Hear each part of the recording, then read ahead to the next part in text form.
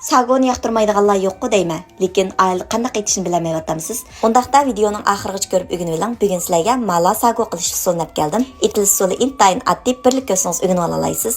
Avval dufuni videoda ko'rsatgan bo'yicha 4 chas qilib to'g'rab tayyorlab olamiz. Qozondan tegini maylab dufuni ostin-ustin sarg'aytib elib olamiz. Endi buningga o'zingizlarning yoqtirishi bo'yicha sayko'ktatlardan muvofiq miqdor tayyorlab olsanglar bo'ldi. Eng muhimi sinjang, samsaq, so'ng piyozlarni videoda ko'rsatgan bo'yicha tayyorlab olsanglar bo'ldi. Endi o'zingizlarning yoqtirishi bo'yicha qo'y go'shti bo'lamdi yoki kal go'shti bo'lamdi yoki to'q go'shti bo'lamdi. Videoda ko'rsatgan bo'yicha muvofiq miqdorda to'g'rab tayyorlab olamiz.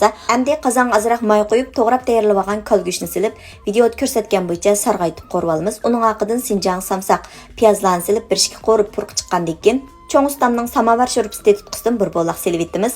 Achchiqroq yeyishni yaxshi ko'radiganlar achchiqni solsanglar bo'ldi. Men normal achchiqni soldim. Cho'ng ustamning cho'ngligi bormishi xogo qilsam, sago qilsam yoki malatdan qilsam ta'mini yaxshi chiqaramayotman degan xonim qizlarimiz o'rtaq ishlasanglar bo'ldi. Ta'mi kep ketmaydi.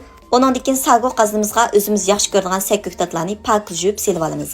Ko'rib mishay kapsizlar do'stlar, qo'shmaganlar qo'shib elinglar. Cho'ng taqsiliq qo'rma, har xil taom, pishiriq, ichimlik, murabba, bozorlik sovuq say darsimizni 10 qo'y bilan o'rganaysiz.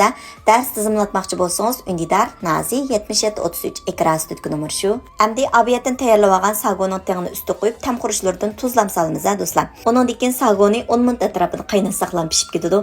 Mandaq sago qilib oshxona ochadigan bo'lsanglar, payda turib yeb ketadi. Lekin o'rganib oldingizmi?